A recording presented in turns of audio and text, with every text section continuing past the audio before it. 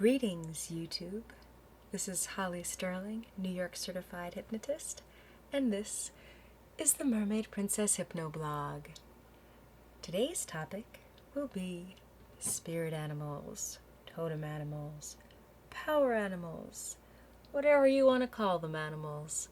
The animals that don't exactly exist, the imaginary friends that accompany one on fancied journeys into the beyond and into the deep blue sea of the subconscious mind. I give various kinds of meditations involving spirit animals. I do ones where we're just hanging out with animals, and in another way, sometimes I ask a spirit animal to come, or a spirit guide, any sort of spirit guide to come, and then help us journey to other places. Because sometimes when you're going into a memory that's painful, it's good to have an animal there to make you feel comfortable. Okay, so today I'm just going to focus on the wisdom of those creatures themselves.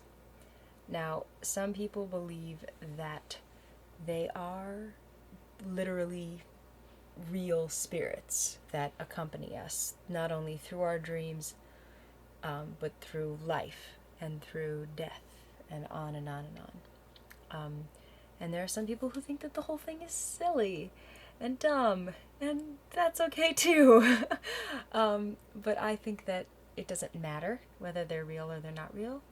I think what matters is how they apply to your psyche and to your life, and the symbolic truth that they reveal about your inner world and how you relate to that outer world, or, reality. So, I'm going to first talk about how I start off a session that is tailored just to gain wisdom from the power animals. One of the most important things in hypnosis is to not plant suggestions that would alter the person's healing process. So I don't ever tell people, oh, you've probably got a shark, or you've probably got a leopard, because I don't know anything about them. I'm just me. Like, we do it so they can find out who their animals are. So in order to do that, you have to bring them to a place where any animal can appear. So you first relax the person, do the induction, and then start to describe a landscape that has every type of habitat that you could think of. So any animal could then appear. And I'm not focusing on one type of place, so any type of creature could appear. So I'll describe freshwater streams going down into a salt sea, mountains in the distance, desert in the opposite distance, Everglades somewhere over there, and a beautiful sky. There is a theory that we all have three main spirit animals.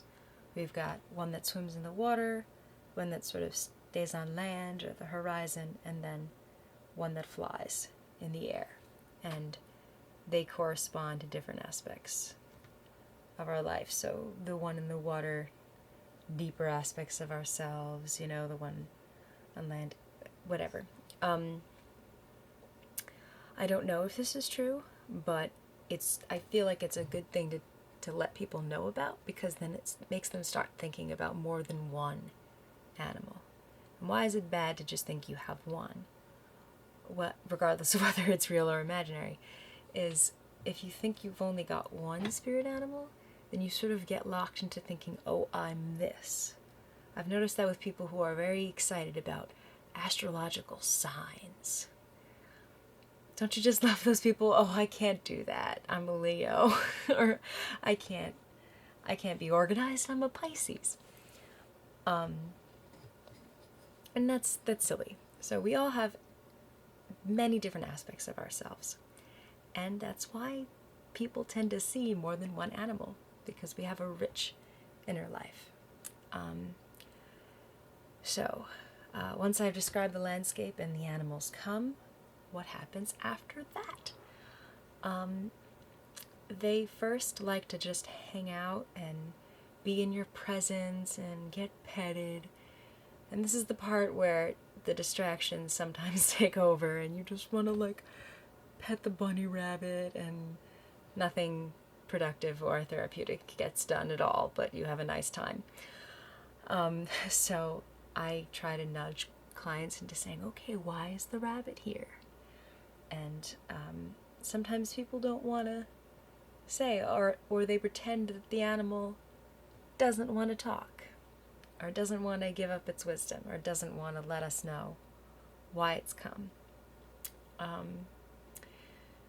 Because sometimes it's a painful thing, and it seems like the personalities of these,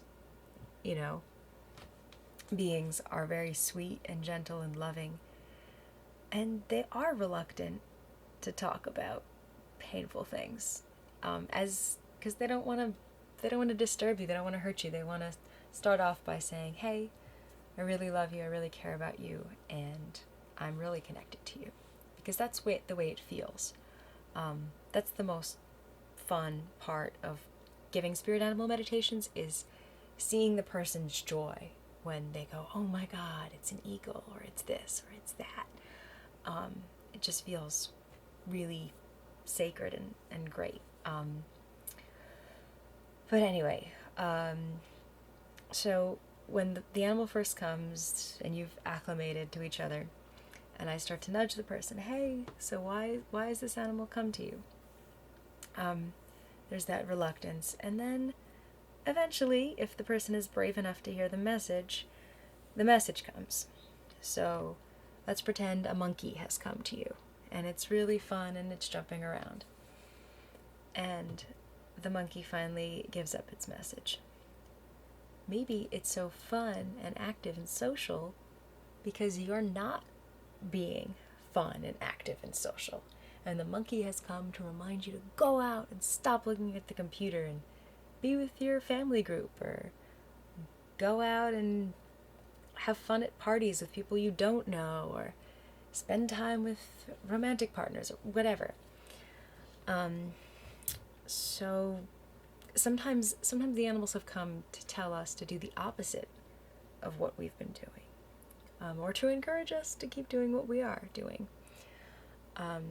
The other thing is that people tend to think that spirit animals will be an animal that they already love. So say you love cats and you really, really, really, really want to see a cat when you're in your trance. Maybe a cat will come, and maybe not. Maybe you've been too catty. Maybe you've been aloof. So maybe a dog comes instead.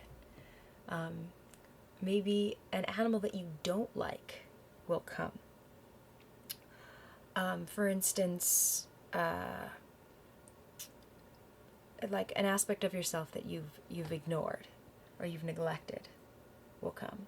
So a person that I gave a trance to hated swans. Swans are just so obnoxious and haughty and whatever. And one of the spirit animals happened to be a swan. Hooray!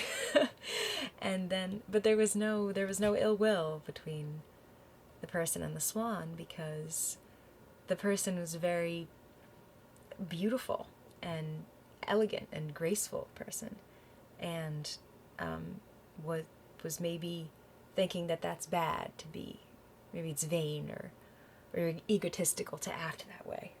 But is a swan vain or egotistical? No, it's beautiful. And it's fine that it knows it.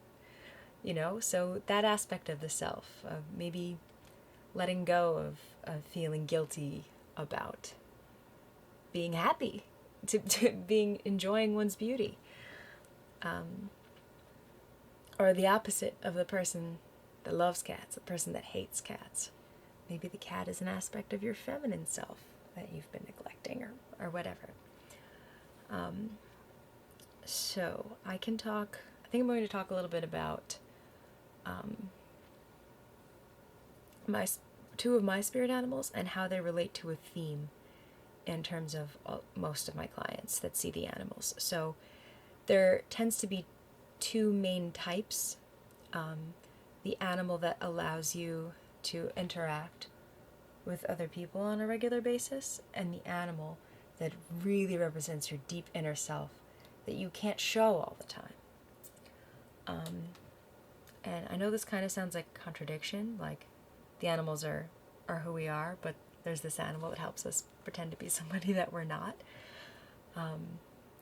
But if you think about how you have to be in life, you can't be yourself all the time. You have to put on a mask. You have to be somebody else. For example, if you're going to work, you can't sit around on the couch and belch and write your notes upside down the way you would at home. You can't go to a party sometimes and act as outrageously as you maybe would like to, because there's some people from out of town who don't understand that you and your friends like to paint your faces with spots and pretend you're from the 11th dimension or whatever it is that you normally do with your friends, because you don't want to frighten other human beings. So the animals that help us do that, the one that I have for that particular function is the raccoon. And raccoons literally do have masks, so that's why I'm using it, because it's a really great example. And for instance, the Native American myths about the raccoon totem is that the raccoon is really good at helping you adjust to different situations, because it's sneaky, you know. Raccoon people can show the sides of themselves, the right sides of themselves, to the right people, and hide other selves without completely masking the eyes. The eyes are still there, and yet the mask is there at the same time. So I feel like when I found out my animal was the raccoon and that it also relates to theater and acting, I felt like, oh, I'm not a fake. I'm a people pleaser, and that's okay. And there's a balance. I never feel like I'm compromising who I am at all. And then for the other extreme, there's the animals that represent exactly who we are, at our deepest, most innermost selves. People tend to have a much more emotional reaction when they see these animals, because then it's like, oh, now I get why I'm like this, or whatever. And my inner spirit animal happens to be a seal, which makes sense, as I am indeed a mermaid. So for instance, like I said, it helps boost confidence levels and identity. So, for example, the seal lives in groups where there's one male and a bunch of females. And in my life, and just in general in romance, I've always been happy to have a boyfriend and have him have other girls around. And people my whole life have been like, what's wrong with you? How come you don't get jealous? How come you don't want to be with just one person? And when I first found out I was a seal, I looked up the various mythologies and meanings around it to see if any of them struck a chord with me, and one of them said, seal people, especially female seal people, don't care about that, and they like to swim from pod to pod and be free and like sharing their male with various other females, and it's okay. And so and to not pretend that you are any other way. And which is funny, because the person that had the swan totem was very monogamous, very like one other person, that's it, and they're just full of happiness. And then that boosted that person's like, oh, like I'm doing the right thing with my life. So sometimes the spirit animals aren't telling us, you know, you're wrong, do this other thing. They're solidifying our identity as people. So yes, all right. I'm going to end the Spirit Animal blog with a note of caution. People tend to have a preconceived notion as to which animals are more sacred than other animals. And like, it seems like everybody's got a lion or an eagle or a bear or a wolf or a dolphin. Like, those are just the go-to ones. And that's why I always take this kind of thing with a grain of salt, because if that's what you've latched onto, then what if you've got a skunk? What if you've got a hedgehog or a platypus? I've never met someone with a platypus totem. And maybe they exist, but we've just been ignoring the platypi because they're weird. Maybe some really original person has a platypi and they'll never know because they believed all this new age bullshit that you can only have lions and eagles and bears. Anyway, that's my rant about that, is just be open about all different kinds of animals. And also to always relate it to life, and to take, whether you find out what your spirit animal is through a meditation or through drugs, however you found your spirit animal out, how does that relate to your real life? How does it relate to who you are? How does it relate to how you want to make the world a better place? I noticed that with the animals that help us interact with other human beings, that if you say you're about to go into a social situation that's really frightening, imagine the animal that helps you with social situations, you know? Or there's an animal that helps you be more loving, an animal that's specifically there to help you with your romantic relationships. If you embody their spirit, for the people that think that the spirits are really with them. If you're the kind of person that doesn't believe that the spirits are real, that's fine too. And that maybe that will inspire you to go look at elephants if you found out that it was an elephant. Maybe that was your subconscious telling you to go to Africa and see some elephants, or just go to a zoo and see some elephants. Try to think anything else about the spirit animals. That's it. I hope you enjoyed this blog and would like to explore the subject further. I should end with this. There are numerous ways to find out what your spirit animal is. So you can do it through dreams. So you can, before you go to sleep, you can just sort of think about it and go, I invite whoever my spirit animal is to come and give me wisdom. You can do that way. You can go to a hypnotist like me, and you can just think about it during the day and see what happens. Are lemurs a theme that whole day when you started thinking about it? Maybe then it's a lemur. I guess the only thing I would say about the difference between just finding out the spirit animal on your own as opposed to going to a hypnotist is that, like I said before, the hypnotist will push you into exploring the depth of the meaning of that animal, and really push you to be like, okay, why is this here? And sometimes that's painful, and sometimes it's just life-affirming. But either way, they're great, and they're here to help, real or unreal. So have a nice day or night or whatever, and kisses from the mermaid.